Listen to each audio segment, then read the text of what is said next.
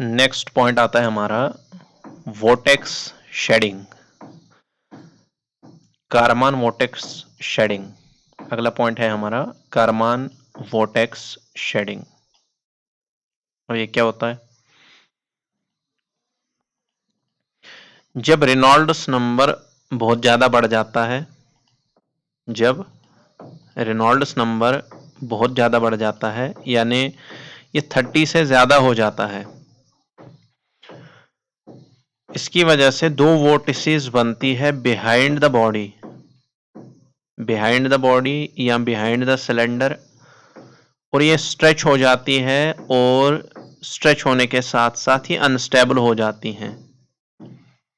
जब Reynolds number बहुत ज्यादा बढ़ जाता है, 30 से ज्यादा हो जाता है, तो ये जो सिलेंडर है, इस सिलेंडर के बिहाइंड, इसके पीछे दो वोर्टिसेस बनती है, इसके पीछे दो वोर्टिसेस बनती है। क्लियर है?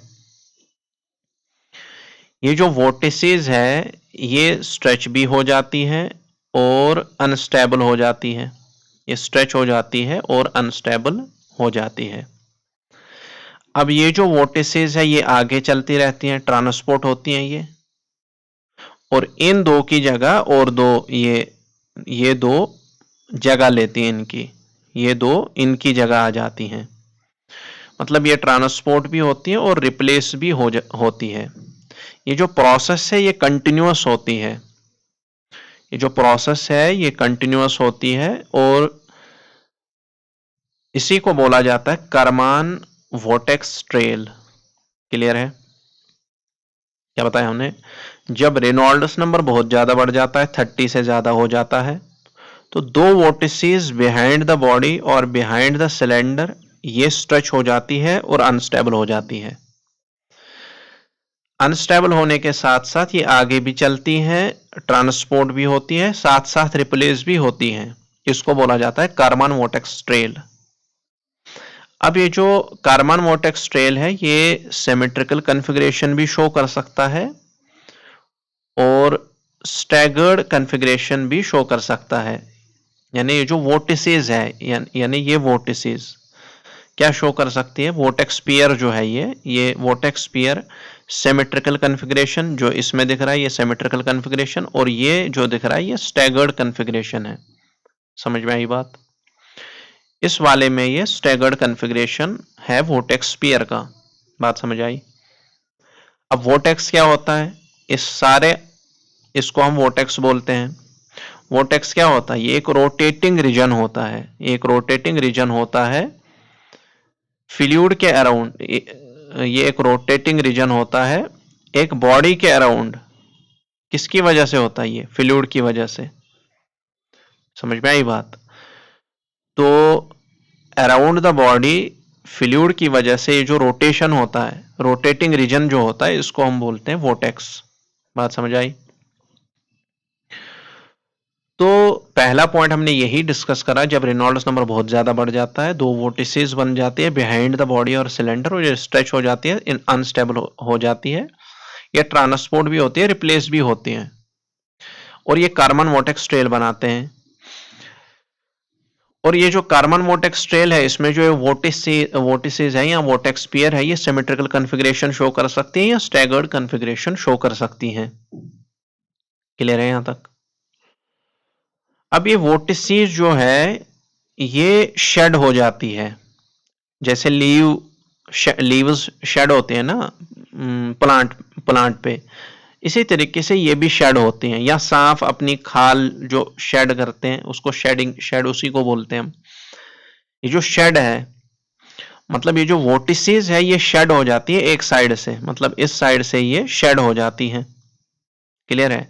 और इस शेडिंग की जो फ्रीक्वेंसी है, फ्रीक्वेंसी जो इस शेडिंग की है वो इसके बराबर है। किसके बराबर? 0.198 यू नॉट बटे डी इंटू 1 माइनस 19.7 बटे रेनॉल्ड्स नंबर। ये फ्रीक्वेंसी निकल के आई शेडिंग की। क्लियर है? ये आ गई फ्रीक्वेंसी ऑफ शेडिंग।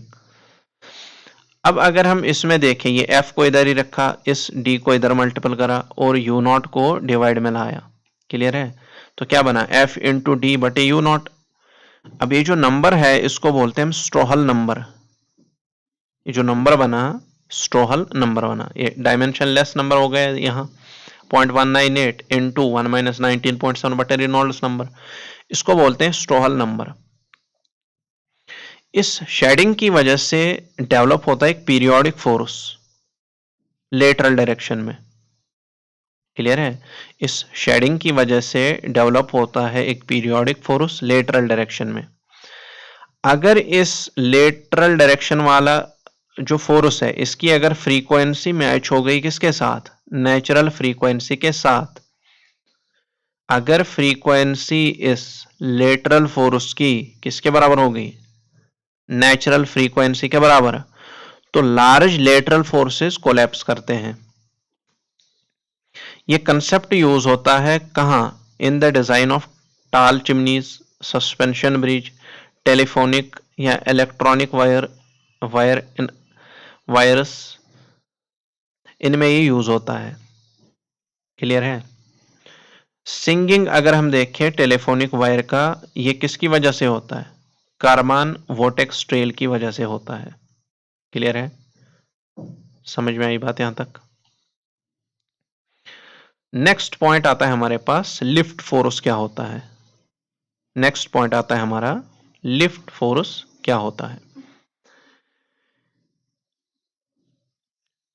लिफ्ट जो है ये फोर्स कब डेवलप होता है, it acts perpendicular to the direction of flow of the body.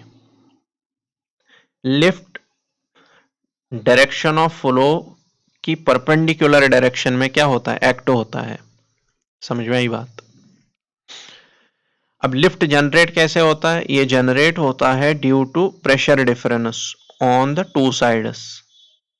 अगर दो साइड से प्रेशर डिफरेंस निकल के आया, इसकी वजह से बॉडी लिफ्ट करेगी। एक इंपॉर्टेंट कंसेप्ट है यहां पे, अगर इररोटेशनल फ्लो को हमने सुपर इंपोज कर दिया किसके साथ, सर्कुलेशन के साथ, तो बॉडी लिफ्ट करेगी। क्यों लिफ्ट करेगी, क्योंकि वेलोसिटीज जो है दोनों साइड वो वेरी करती है। वेलोसिटीज वेरी करेंगी तो प्रेशर डिफरेंस डेवलप होता है, और प्रेशर डिफरेंस डेवलप होने से ही तो लिफ्ट जनरेट होता है। क्लियर है वाला पॉइंट? Is it clear?